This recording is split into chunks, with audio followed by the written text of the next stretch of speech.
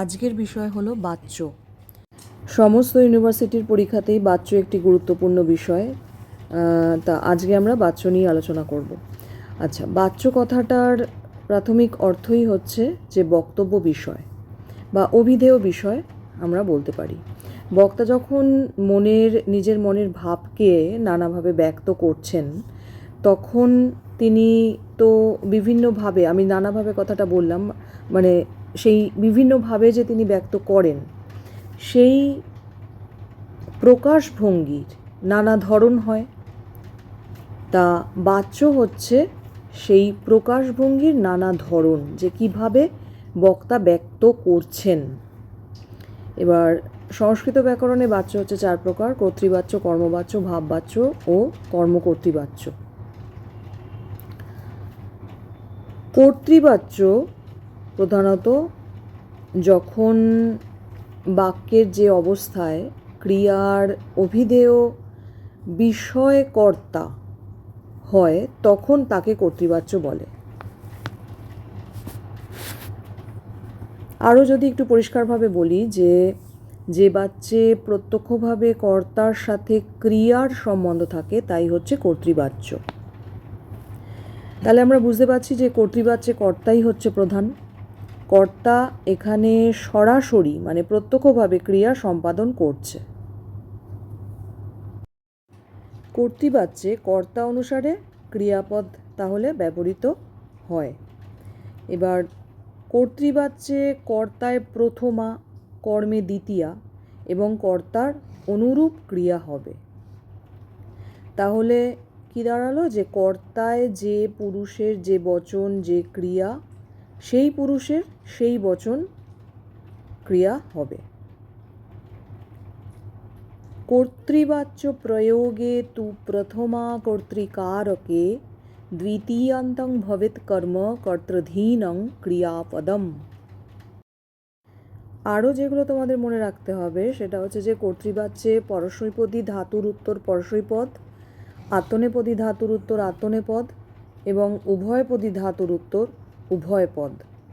অর্থাৎ কি, পরস্মৈপদ আত্মনেপদ দুটোই হবে।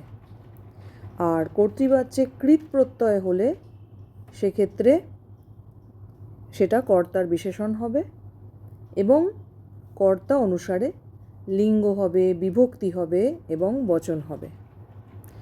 ধরো আমি উদাহরণস্বরূপ বলছি যে রামঃ পঠিতবান, লতা পঠিতবতী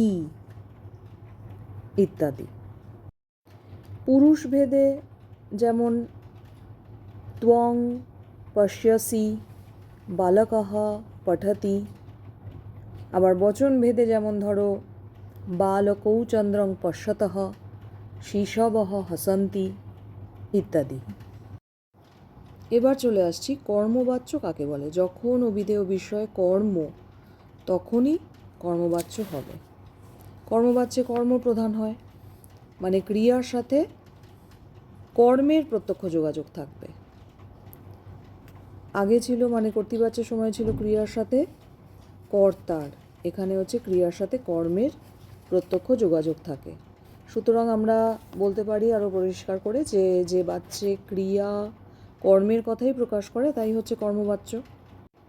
আরও জেনে রাখো যে বিশেষভাবে যে কর্মবাচ্যে কর্মে প্রথমা বিভক্তি হয়, এই প্রথমাকেই উক্ত কর্মের প্রথমা বলে।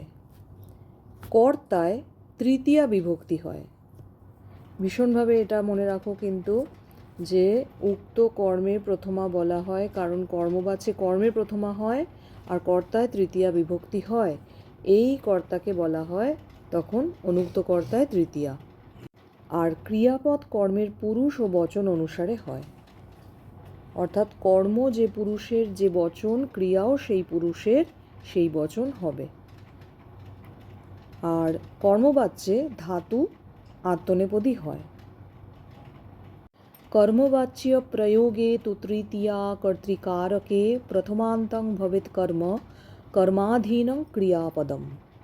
উদাহরণস্বরূপ বলতে পারি যে তেন বৃক্ষঃ দৃশ্যতে, তেন বৃক্ষাঃ দৃশ্যন্তে, তেন বয়ং দৃশ্যামহে ইত্যাদি। এবার চলে যাচ্ছি আমরা ভাববাচ্যে। ভাববাচ্যে কর্মাভাবস্তৃতীয়া কর্তৃকারকে প্রথম পুরুষস্যৈক বচনং স্যাৎ ক্রিয়াপদে। ভাববাচ্যে কর্ম থাকে না, কর্তৃকারকে তৃতীয়া বিভক্তি এবং ক্রিয়া প্রথম পুরুষের একবচনান্ত হয়।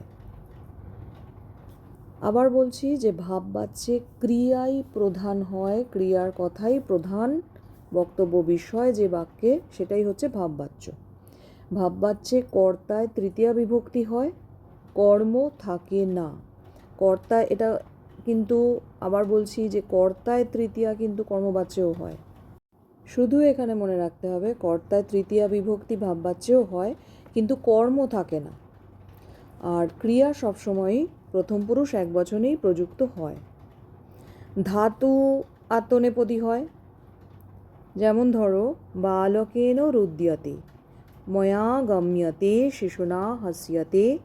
এবার আমাদের চতুর্থ বাচ্য অর্থাৎ কর্মকর্তৃবাচ্যে চলে আসি। বলা হচ্ছে যে ক্রিয়মাণস্তু ইয়ৎ কর্ম স্বয়মেব প্রসিদ্ধতি সুকরৈঃ স্বৈর্গুণৈঃ কর্তুঃ কর্মকর্তেতি তদ্বিদুঃ। যে কর্মকর্তৃবাচ্য হচ্ছে যেখানে কর্তা হয়ে যায় কর্ম এবং কর্ম হয়ে যায় কর্তা, এই রকম স্থানে কর্মকর্তৃবাচ্যের প্রয়োগ হয়। অর্থাৎ যে কাজ কর্তা ছাড়া অনায়াসে সম্পন্ন হয় বলে মনে হয় তাই হচ্ছে কর্মকর্তৃবাচ্য। আর কর্মকর্তৃবাচ্যে কর্ম যখন কর্তার স্থান, ঠিক আছে, গ্রহণ করে তখন তাকে কর্মকর্তা বলা হয়। উদাহরণস্বরূপ আমরা বলতে পারি বৃক্ষঃ স্বয়মেব ছিদ্যতে, বস্ত্রং স্বয়মেব ছিদ্যতে ইত্যাদি। তাহলে বাচ্য কাকে বলে এবং বাচ্যের প্রকারভেদ নিয়ে আজকের পাঠটি শেষ হলো। তোমরা ভিডিওগুলো প্রত্যেকটি দেখো এবং এই চ্যানেলের সাথে থেকো, আরও নতুন নতুন ভিডিও নিয়ে আমি আসবো।